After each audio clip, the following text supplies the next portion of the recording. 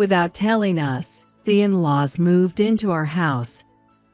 Suddenly a large amount of luggage was brought in, and immediately after, the in-laws showed their faces from the entrance and called out to us. I have no intention of paying rent. And by the way, I can't help with the chores, so please do them all for me. I want a spacious room. Please help with moving my stuff. I was shocked by their sudden appearance, and even more by what they said. My father-in-law and brother-in-law invaded our house and demanded help with the move. Their absurd behavior made me laugh. Of course, that's fine, I replied with a smile, and immediately called my husband to inform him of the situation. If he finishes work at the usual time, he should be home soon. I was curious to see how he would react to this scene. The ones who mocked and ridiculed me were the in-laws. While thinking about that, my husband returned home. As expected, my father-in-law and brother-in-law were scolded by him. But after that, I saw the documents he showed to the two of them and couldn't help but smirk. You can use this apartment however you like, he told them that, and as a result, I left this apartment. My name is Isla Moner. I am 34 years old and work from home. Considering my parents' situation, I chose a job that allowed me to work from home. Working from home makes it easy to do housework, and I can easily search for recipes when cooking. I met my husband, Henry Moner, during the time when that particular virus was spreading. I had no chances for new encounters in my environment, so we met on a dating app. Henry is 35 years old and works as a carpenter. He often travels for work, so our time together was much less compared to other couples. Still, Henry wanted to live with me, a gesture of kindness so I wouldn't feel lonely. I was quickly captivated by that sentiment and started thinking about marriage. Already past 30, I wanted to have a child soon, considering my age. However, due to menstrual irregularities from a young age, I struggled to get pregnant. Henry always supported me, saying, "It can't be helped," but I couldn't help but hope and expect every time. I had been told by an OB/GYN that the path to pregnancy would be challenging. I tearfully shared this with Henry, and just talking to him made me feel a bit better. I don't know how much I burdened Henry, but thinking of how he cares for me, I slowly came to terms with our situation. We decided to live happily together. Given the current situation, where an unidentified infectious disease is spreading, we vowed to live joyfully together. But one day, we got a call from Henry's father, Mr. Eli Moner. He complained about us getting married without greeting them, and for the first time, I saw Henry get frustrated. I'm glad I was able to greet Eli's parents properly, but if Phila meets my father, I think you'd feel uncomfortable. Really? Is he that troublesome? Still, I think we should at least greet your father. You're right. Then let's visit my father's house just once to greet them. It was clear from Henry's expression that he didn't want to see his father. But even with a frown, he started preparing to visit his father's place. However, Henry kept mumbling, "I don't want to see him, and I don't want to go." It's so unlike the gentle Henry. He must really not want to meet him. I could imagine how much he disliked his father. Nevertheless, when I suggested bringing something as a gift, he reluctantly agreed. What on earth happened between Henry and his father? It would be great to know, but Henry didn't want to talk about his past. He probably didn't even want to think about it. I'm not the type to force someone to talk about something they don't want to discuss, but seeing how much he despised his home, I wanted to listen. Yet, we were about to head to Henry's father's place. I had a feeling somewhere deep down that someone would say something unpleasant to me, so I braced myself and left the house.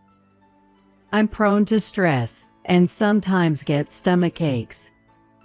Henry cared for and genuinely worried about me because of this. "Are you okay? We can do this some other time if you want."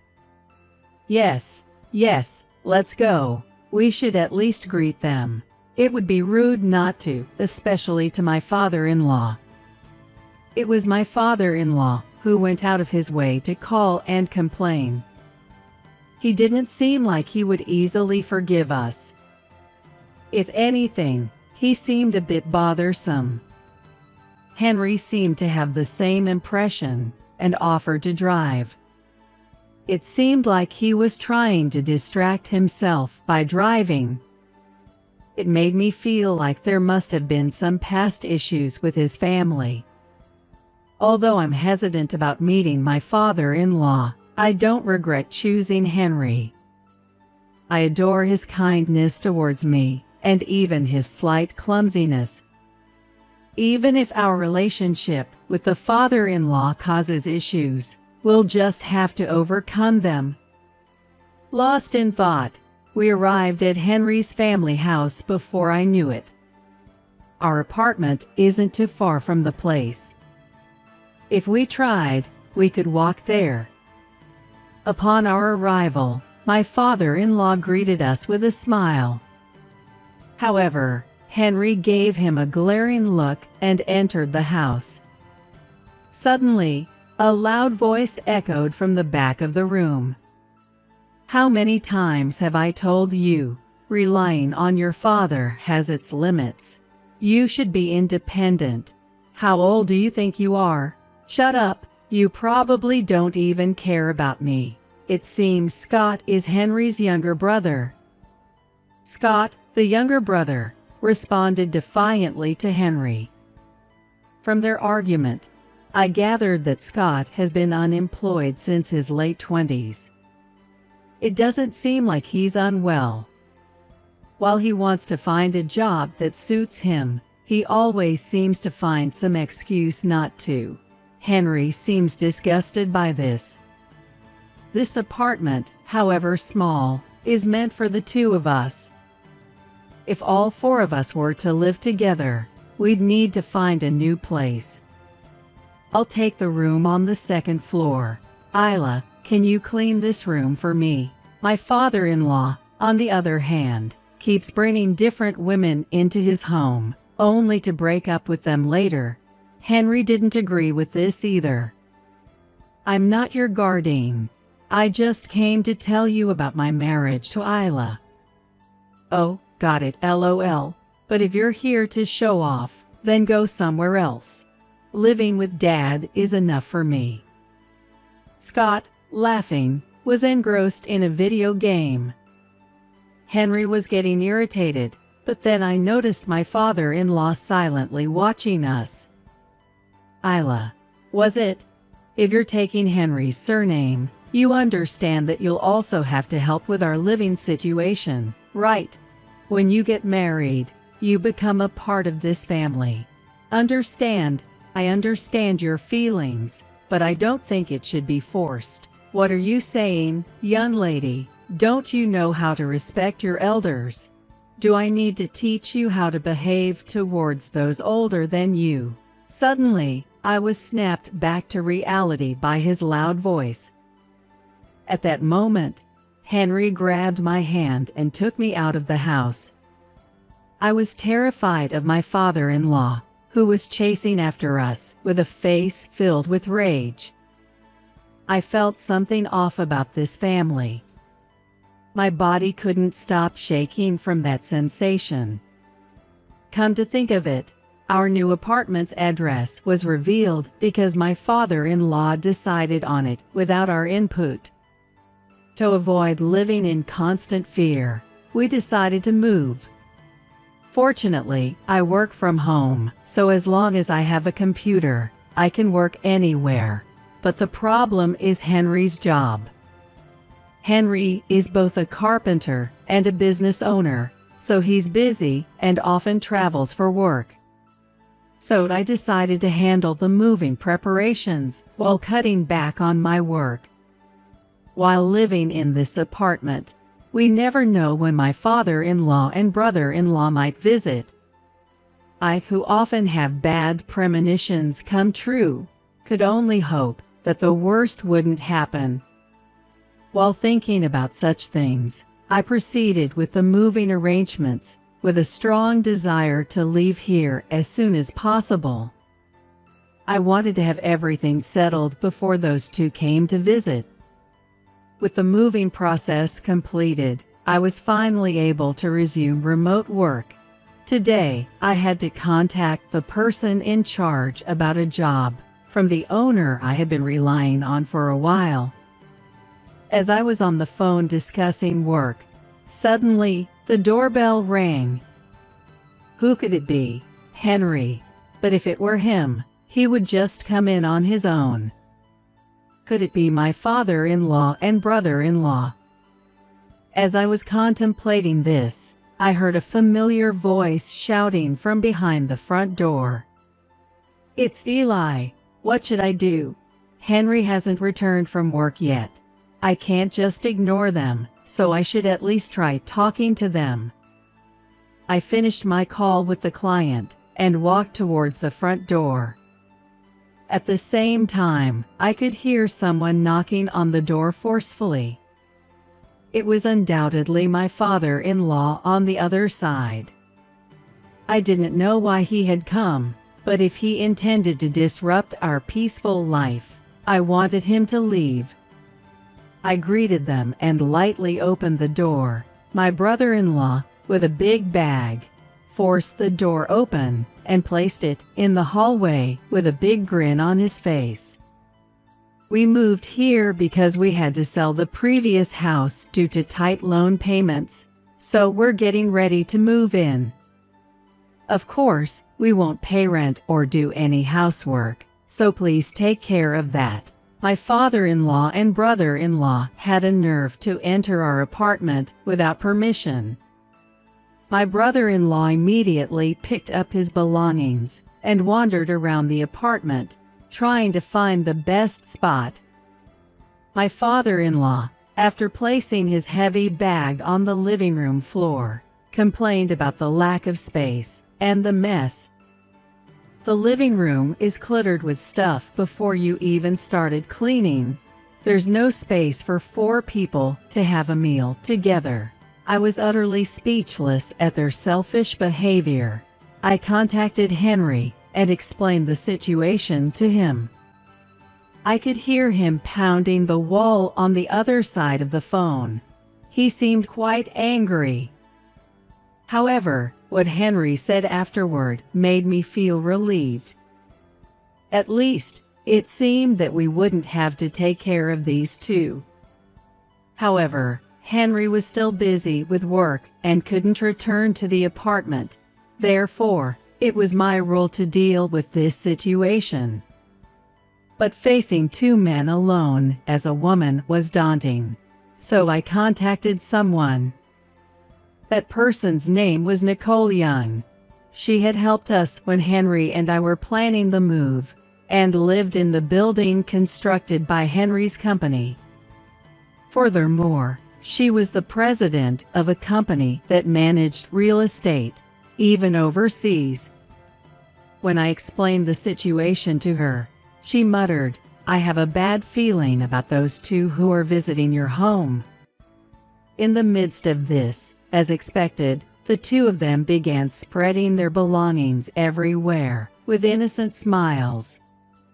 This apartment is owned by Henry and me, and I'm the leaseholder. They didn't even know this, and they were behaving recklessly.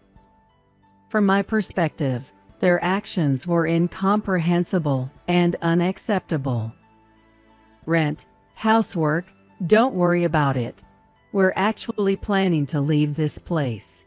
Upon hearing my words, my father-in-law panicked and reached out to me. It was a pitiable sight. As I looked down on him with a cold gaze, my father-in-law desperately shouted, "Is this a joke? Come on, tell me it's just a joke." "It's true, Eli. Henry and I discussed this and made a proper decision. Besides, this isn't the time for such jokes." The man who had been complaining in the living room just a while ago was now clinging to me, looking utterly pitiful. I had something to say to my brother-in-law as well. His actions, from the moment he entered our house, searching for his own room, had made me angry. How could he act so selfishly, without even a contract in his name? From my perspective, all his actions were incomprehensible and entirely unforgivable. It's unthinkable for you to barge into this house on your own. You don't even have a contract, so why do you think you can move and start living here? So I decided to have Nicole come over. She was the owner and manager of this apartment. She was sometimes referred to as the president and seen as an office worker by others. In other words, she was quite well known in the community. Once she arrived, any further excuses would be meaningless.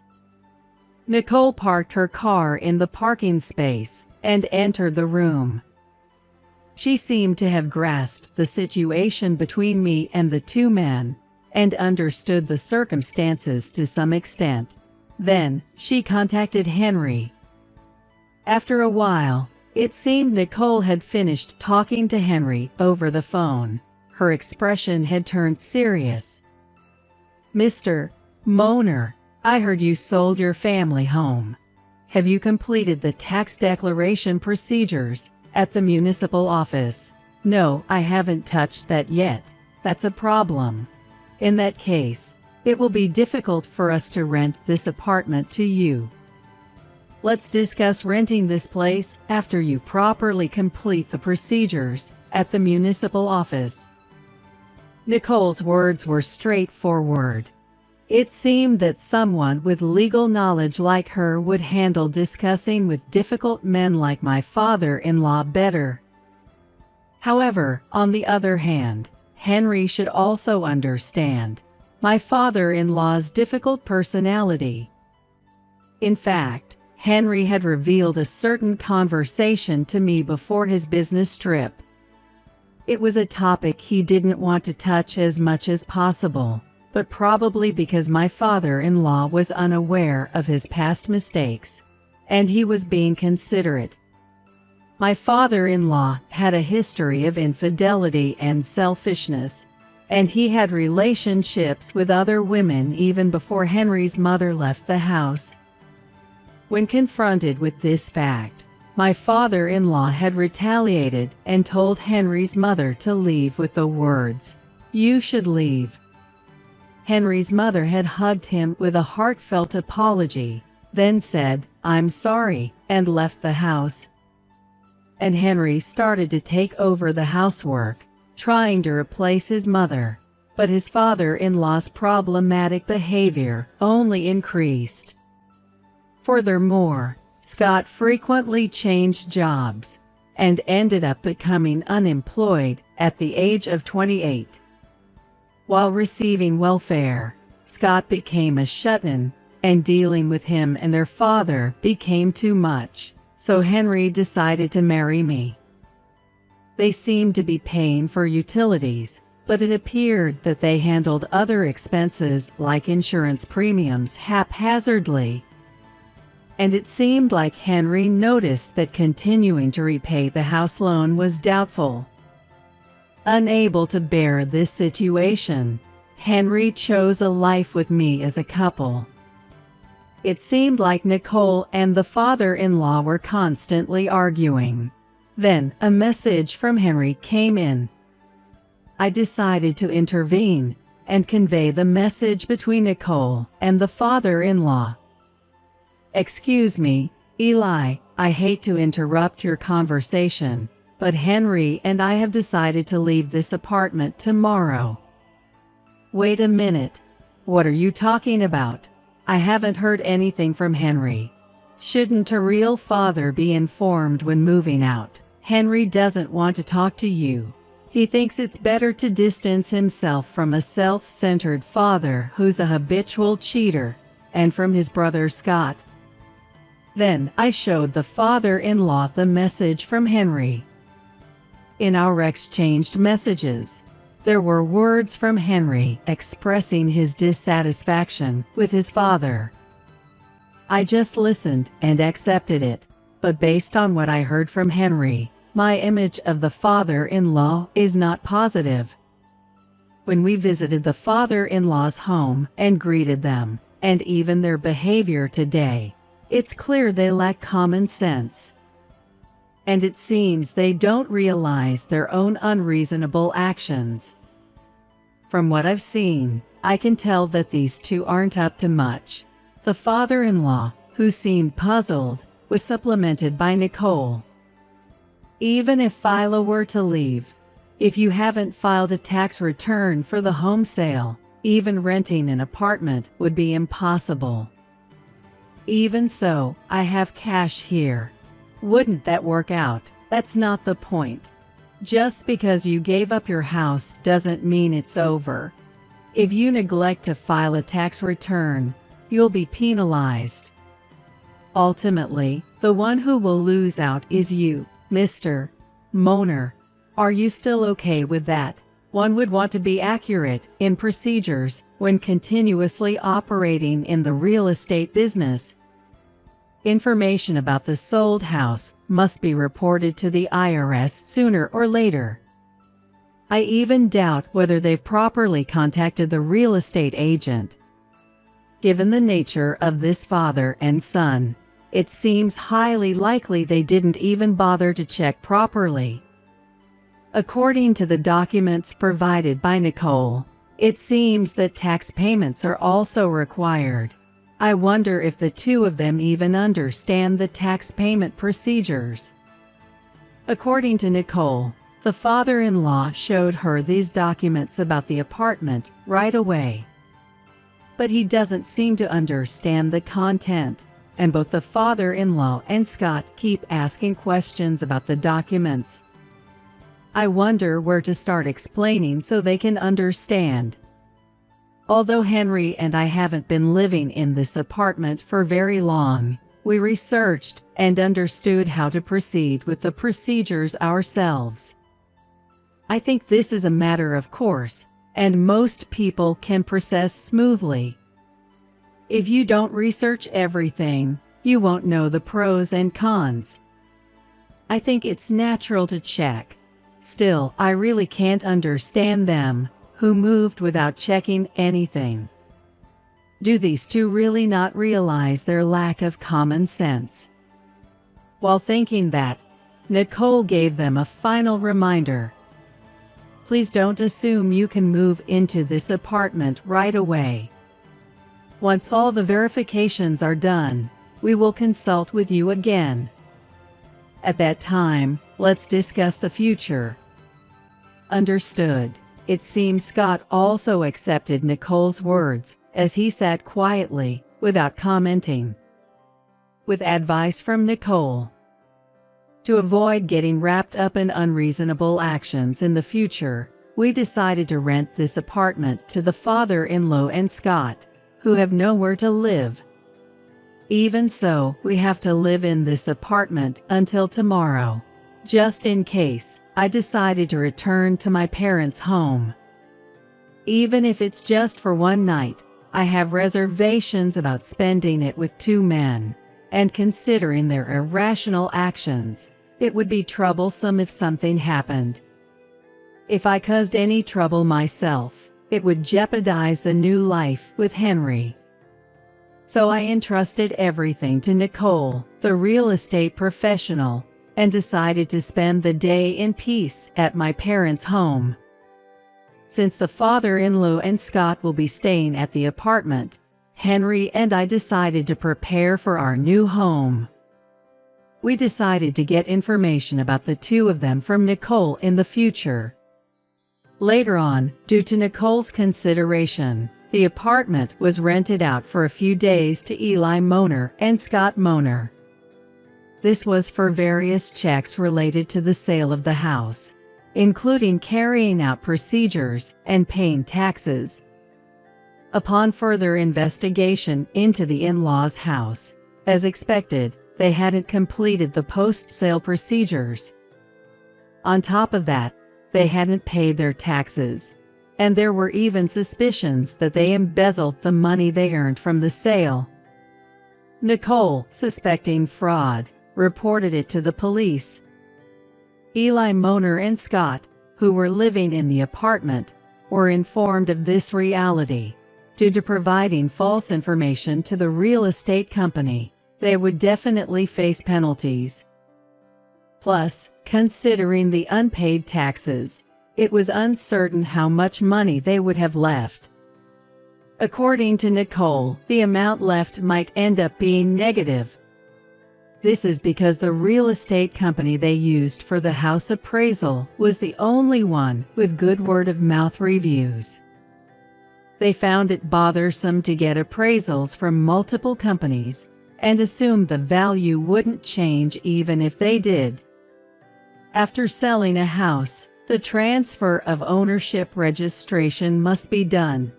Simply put, it's a procedure to change the name from Eli Moner to the new owner.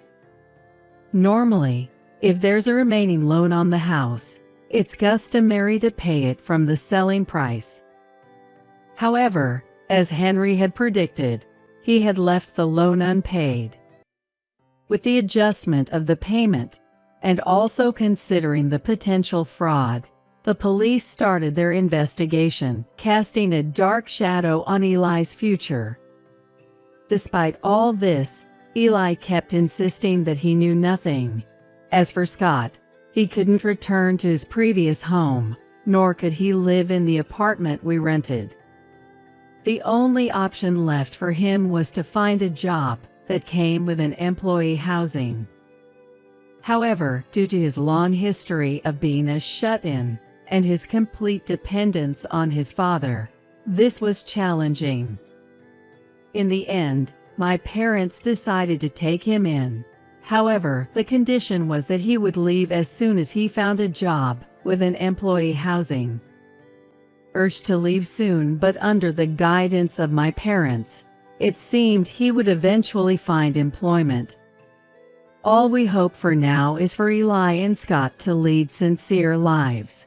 It became evident how crucial it is to research and act by ourselves, no matter how trivial the matter.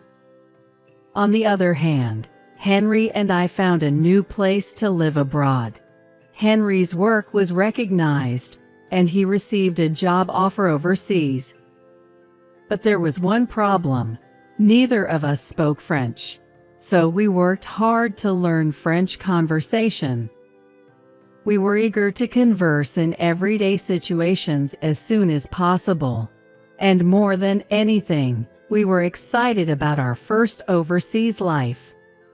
Since the job shifted overseas, Henry went ahead to search for a new home. Regular messages and calls from him eased my worries, making me feel fortunate. And today, I'm at the airport, ready to board a plane to France. Henry, who was concerned about me traveling alone, gave me a call. "Are you okay? I feel bad for all the trouble my father and brother caused you." "I'm fine, really. I can't help but look forward to living abroad with you. Really, that's a relief." Hearing Henry's relieved voice, I felt happiness. From now on, without those two getting in our way, we'll enjoy our life together. We'll study a lot to understand new things and adapt to life abroad. That's perfect. And so our life overseas began.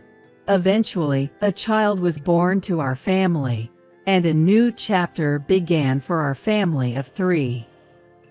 While cherishing the happiness of spending time with the family, we continue to live vibrantly,